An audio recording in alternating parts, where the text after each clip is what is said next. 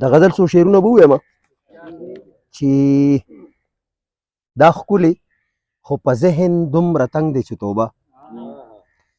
دا ښکلې خو په ذهن دومره تنګ دی چې توبه،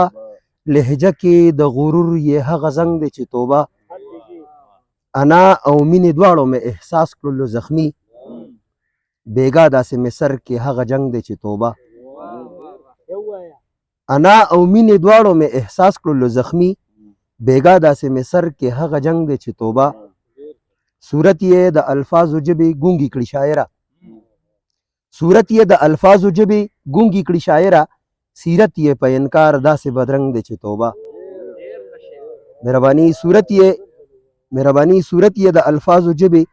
ګونګې کړي شاعره، سیرت یې په انکار داسې بدرنګ دی چې توبه، او د درد په خوږو موړ دی او د فن په زر مالدار،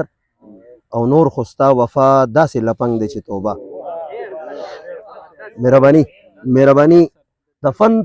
د درد په خوږو موړ دی او د فن په زر مالدار، او نور خو ستا وفا داسې لپنګ دی چې توبه. د بل غزل څو شعرونه چې ځان ته لږ کتل چې د زده کړې وي، ځان ته لږ کتل چې د زده کړې وي، یا زړه مړېدل چې د زده کړې وي، او زړه کې اوسېدل څه دومره ګران نه وو، زړه ته کوزېدل چې د زده کړې وي، زړه کې اوسېدل څه دومره ګران نه وو، زړه ته کوزېدل چې د زده کړې وي، بیا به په چا بوج نه وي محبوب به وي، بیا به په چا بوج نه وي محبوب به وي، یاده هېرېدل چې د زده کړې وي، مهرباني بیا به په چا بوج نه وي محبوب به وي، یاده هېرېدل چې د زده کړې وي، او ستا به د قامت اندازه ګرانه وه، ستا به د قامت اندازه ګرانه وه، عقله ټیټېدل چې د زده کړې وي. ډېره مننه اندازه ګرانه وه، عقله ټیټېدل چې د زده کړې وي. او د بل غزل څو شعرونه به ووایم چې زه یې خبرم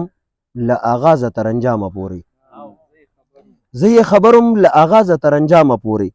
بیا هم په لار ورسره لاړم تر مرامه پورې، هغه خوشبخته بنجاري یم که تاوان هم کوم،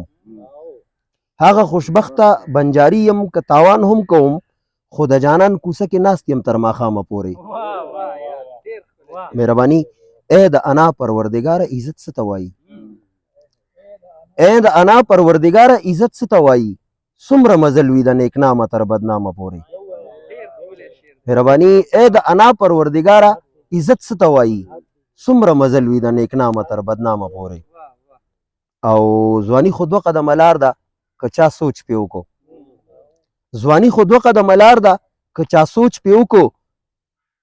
د یو الزامه د فطرت د انتقامه پورې. ځواني خو دوه قدمه لار ده که چا سوچ پې وکړو، د یو الزامه د فطرت د انتقامه پورې. او مېلمه ته وایه بس د خدای ومنه کور ته لاړ شه، مېلمه ته وایه بس د خدای ومنه کور ته لاړ شه، درته مینت کړو د امینه تر امامه پورې. مېلمه ته وایه بس د خدای ومنه کور ته لاړ شه، درته مینت کړو د امینه تر امامه پورې. او